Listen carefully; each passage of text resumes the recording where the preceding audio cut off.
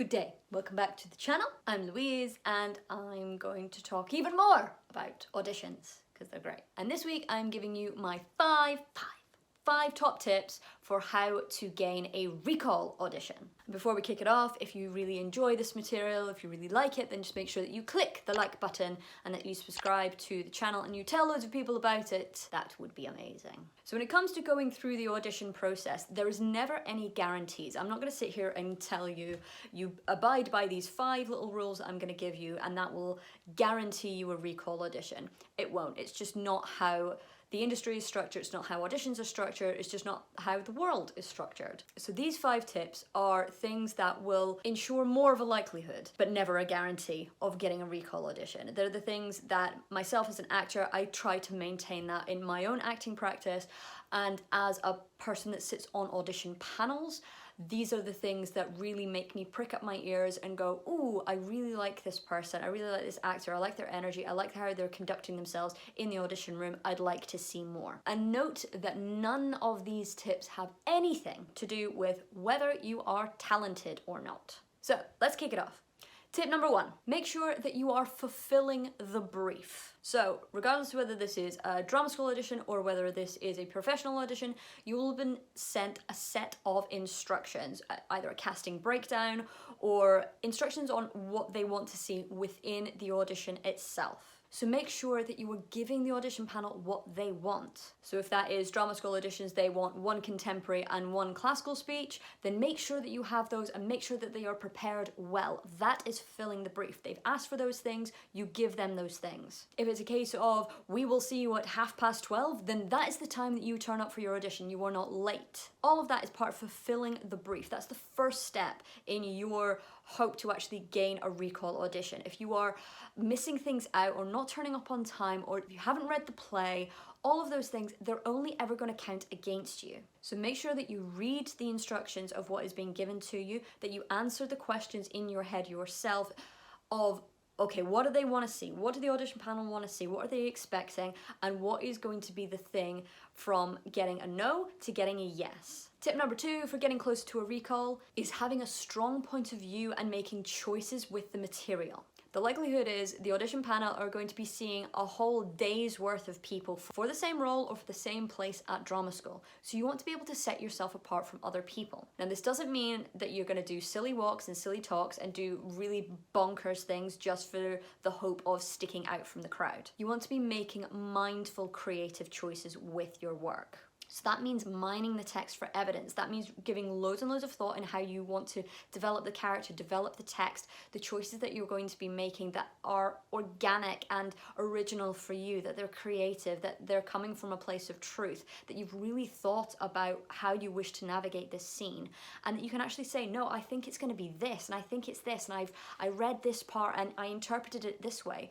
The panel want to see that you've given loads of thought to this, that you're invested creatively in the creation of a character or in the process of being an actor. If you're just coming in and doing something incredibly generic, then you're going to get a very generic response, and that is going to be, well, they were all right, but it really didn't light me on fire. So they're not going to recall you because you didn't actually stick your colours to the mast. You didn't actually commit to something. Which brings me on to my next point, which is commitment. Whatever choices you are making, you need to commit to them 100%.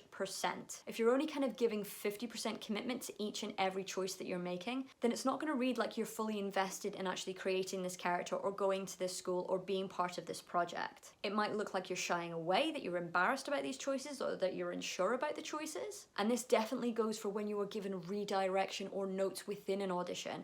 If you are only taking on 50% of the notes that are given to you and not fully committing to them, that means that the people that want to work with you creatively can only do that to a 50% capacity, that there's not actually a toing and froing and a creative work happening. It means that you're just kind of only giving them so much and no more. And people don't want to work with people like that. So make sure that you are fully committing to every choice that you are making. And tip number 4, so there's usually within both professional and drama school auditions a little section where there will be some questions, some kind of little interview where they will give you a little bit more context about the production or about the school that you're auditioning for, and there'll be opportunities for you to answer questions and ask questions as well. This is a really good opportunity for you to show how much you wish to collaborate and be involved with these people creatively. So make sure that you're asking questions. And when you ask questions, you need to make sure that you want to know the answer. So don't ask questions that you think, oh, well, this is what they want to hear from me and this is going to make me sound really impressive. No, ask the questions that you want to know the answers to. Get curious about the production, get curious about the school.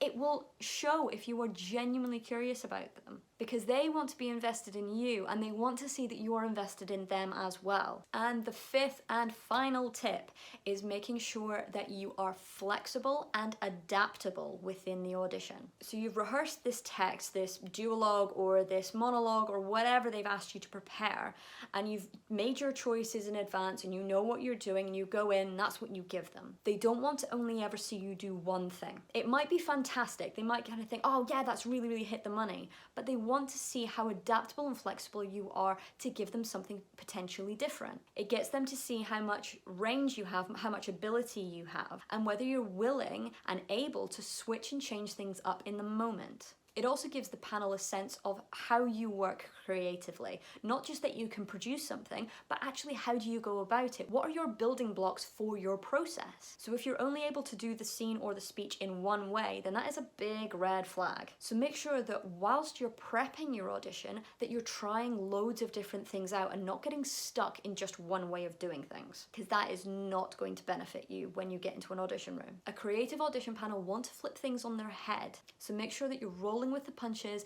and that you take on the redirection that is given to you, and again, you fulfill the brief by giving them what they want. And that's all my tips. That is everything that I would think as a panelist and as an actor of, if you give the panel these 5 things, then it is more likely that you will be recalled. Again, never a guarantee, but these are really, really good things to have in mind as you navigate through the industry or you navigate through audition seasons for drama school auditions. I really hope that they were helpful, and if they were helpful and useful, then just make sure to pop questions or comments in the box below. I'd love to hear from you and I'd love to get back to you. Also, in the description box below is a link to my website. If you've got a big audition coming up, or if you're gearing up for drama school audition season, then get in touch with me. I offer one-to-one coaching and I would love to hear from you and I would love to work with you. And if you liked this video, as always, click the like button, subscribe to the channel, tell everyone about it. Everyone, strangers on the street, tell them all. But until next time,